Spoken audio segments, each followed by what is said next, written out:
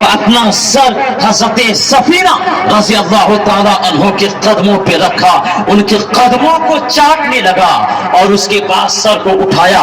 شیر آگے آگے جا رہا ہے، اس کے پیچھے حضرت سفینہ یہ صحابی رسول جا رہے ہیں. چلتے چلتے جب کافی دور چلے تو قریب میں نظر آیا جس قافلہ سے حضرت سفینہ رضی اللہ تعالیٰ عنہ بچھڑ گئے تھے، پیچھے ہو گئے تھے، وہ قافلہ سامنے نظر آیا.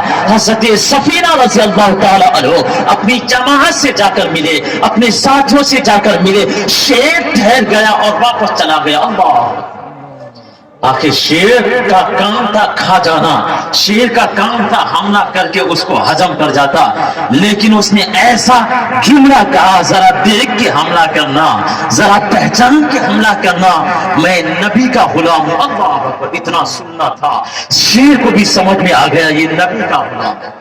تو یہ زمانے میں نبی کا غلام بننے کی ضرورت ہے. آدمی نبی پاک صلی اللہ تعالی علیہ وسلم کی باتوں پر، بتائی باتوں پر عمل کرے، وہ آدمی دنیا میں بھی کامیاب رہے گا، آخرت میں بھی کامیاب. قرآن پاک میں ایک سورت ہے سورۃ الکہف. سورہ کہف میں اللہ تبارک و تعالیٰ نے اللہ والوں کا ذکر کیا ہے، مومنوں کا ذکر کیا ہے، صالحین کا ذکر کیا ہے. اصحاب کہف یہ اللہ والوں کی جماعت ہے، اس کا ذکر اللہ تبارک و تعالیٰ نے قرآن پاک میں کیا ہے. اللہ والوں کی بات آئی ہے تو سن لیجیے. اصحاب کہف میں اس میں ایک کتے کا ذکر ہے. یہ چند لوگوں کی جماعت تھی. دقیانوس ظالم بادشاہ کے خوف سے یہ لوگ ایمان بچانے کی خاطر علاقے کو چھوڑ کر کے، آبادی کو چھوڑ کر کے، شہر کو چھوڑ کر کے ایک غار میں جا کر چھپ گئے تھے. کہا اگر ہم لوگ آبادی میں رہیں گے، یہ دقیانوس ظالم بادشاہ ہے، یہ ظلم کے ذریعے سے ہم لوگوں کو قتل کروا دے گا. اگر اسے پتا چلا کہ یہ لوگ ایمان رکھتا ہے اللہ اور اس کے رسول پر، تو یہ دقیانوس ظالم بادشاہ ہم لوگوں کو قتل کروا دے گا، ایمان بچانا مشکل ہوگا. یہ چند مومنوں کی جماعت ایمان بچانے کی خاطر، ایمان کی حفاظت کی خاطر علاقے کو چھوڑ کر کے آبادی سے باہر ایک غار میں جا کر چھپ گئے. جب یہ لوگ چھپنے کے لیے چلے تھے، ان کے ساتھ ایک کتا بھی چلا تھا. اس کتے کا ذکر اللہ نے قرآن میں کیا ہے. وَقَلْبُهُمْ بَاسِطٌ ذِرَاعِهِ بِالْوَصِيدِ.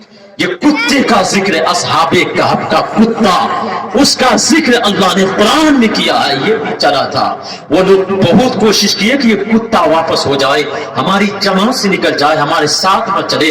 اگر یہ چلے گا یہ بھونکے گا، چلائے گا، اس کی آواز کو سن کر دشمن ہمارے پاس آئے گا اور وہ لوگ کو پتا چلے گا اور پھر ہمارا اپنی جان بچانا مشکل ہو جائے گا. کتے نے بے زبان، وہ کتا نے اس وقت بولا اے لوگوں، اے اللہ والوں کی جماعت، وہ اور کتا ہوگا جو اللہ والوں کو دیکھ کر بھونکتا ہوگا. میں بھونکوں گا نہیں بلکہ میں تم لوگوں کی حفاظت کروں گا. سبحان اللہ. تو وہ کتا ان کے ساتھ چلا، چند دنوں تک اللہ والوں کی صحبت میں رہا. وہ کتا مرا، ختم ہو گیا اور 300 سال تک اصحاب کہف کو اللہ نے اس غار میں سلا دیا. کتنے سال تک؟ واقعہ بڑا طویل ہے، 10 منٹ بس سنیے. 300 سال تک اللہ تبارک و تعالیٰ نے اصحاب کہف کو، اللہ کے جو نیک بندے تھے ان کو سلا دیا. 300 سال کے بعد 309 سال مختلف آگے پیچھے قرآن میں ہے، اللہ نے ان لوگوں کو سلایا. 300 سال کے بعد پھر اللہ نے ان لوگوں کو بیدار کیا، جگہ دیا. جب وہ لوگ نیند سے بیدار ہوئے، موت نہیں بلکہ 300 سال تک اللہ نے اس کو سلایا. یہ ذکر ہے. 300 سال کے بعد پھر اللہ نے اس کو بیدار کیا. وہ حضرت عزیر علیہ السلام کا 100 سال تک، لیکن ان کو 300 سال تک اللہ نے سلا دیا. 300 سال کے بعد پھر اللہ نے ان کو بیدار کیا. عصر کا وقت تھا، شام ہونے والی تھی. سب لوگ آپس میں باتیں کرنے لگے. کیا کہ ہم لوگ لگتا ہے کچھ زیادہ ہی سو گئے. کہا کتنا دیر سوئے ہوں گے؟ کسی نے کہا لگتا صبح سوئے ہیں، شام ہو گئی. کسی نے کہا دوپہر میں سوئے ہیں، مغرب کا وقت ہو گیا. کتنے دنوں تک سوئے وہ لوگ؟ 300 سال تک. لیکن گفتگو کیا کر رہے ہیں؟ لگتا ہے صبح سوئے ہیں، شام ہو گئی. اللہ اکبر. یعنی اللہ والے، اللہ تبارک و تعالیٰ کبھی کبھی نیک بندوں کے واسطے وقت کو ایسا کم کر دیتا ہے اسے پتہ بھی نہیں چلتا کیا جی بنتا جی شاہ۔ جی جی جی جیسا کہ وہ موسیٰ کلیم اللہ کے نے نوح علیہ السلام کے زمانے کے اس بڑھے کا، اے کیا بات، جی جی جب نوح علیہ السلام کے زمانے میں طوفان آیا، ایسا طوفان جس طوفان کی وجہ سے اللہ نے ساری دنیا کو ہلاک کیا، طوفان نوح علیہ السلام کے زمانے کا طوفان، جس طوفان میں اللہ نے پوری دنیا کو ہلاک